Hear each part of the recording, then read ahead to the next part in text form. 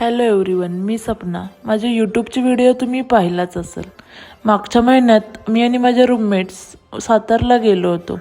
तिथे आम्हाला करायचे होते वॉटर स्पोर्ट्स, पण काही कारणास्तव ते बंद असल्यामुळे आम्ही जवळच्याच एका गावात गेलो.